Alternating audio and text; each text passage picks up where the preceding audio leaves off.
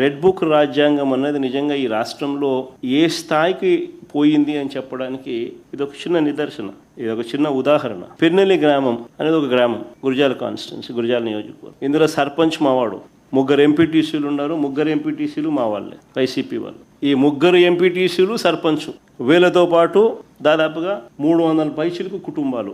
ఊళ్ళు విడిచిపెట్టిపోయే పరిస్థితిలోకి red book రాజ్యాంగం నడిచింది అని అంటే, నడిపిస్తూ ఉన్నారు అని అంటే నిజంగా సిగ్గుపడాలి వీళ్ళంతా.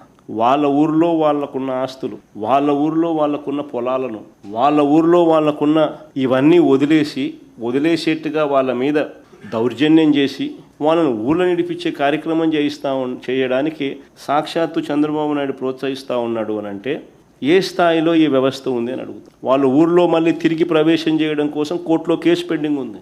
ఒక దళితుడు, ఒక సామాన్యుడు, ఒక పేదవాడు, ఆయన భార్య తన ఇంటికి వెళ్ళి ఆ ఇల్లు చూసుకునే క్రమంలో అక్కడే ఆమె సిక్కై ఆ ఇంట్లోనే ఆమె ఉండిపోతే, భార్య సిక్కయింది అని చెప్పి చూడడానికి ఈ పేదవాడు, ఈ దళితుడు, ఈ సామాన్యుడు, పాపం ఈ కార్యకర్త చూడ్డానికి పోయినాడు భార్యను. పోతే అటాక్ చేసి దారుణంగా రాడ్లతో కొట్టి చంపినారు. సిగ్గుండాలి ఏమన్నా. ఆ చంపిన వాళ్ళకు ఎవరైతే చంపినారో, కనీసం ఎవరినైతే ఇన్స్ట్రుమెంట్స్ కింద వాడినారో అసలు వాళ్ళకి వీళ్ళకి గొడవ కూడా లేదు. అంటే పైనుంచి ఉపయోగించి వాళ్ళను చంపించే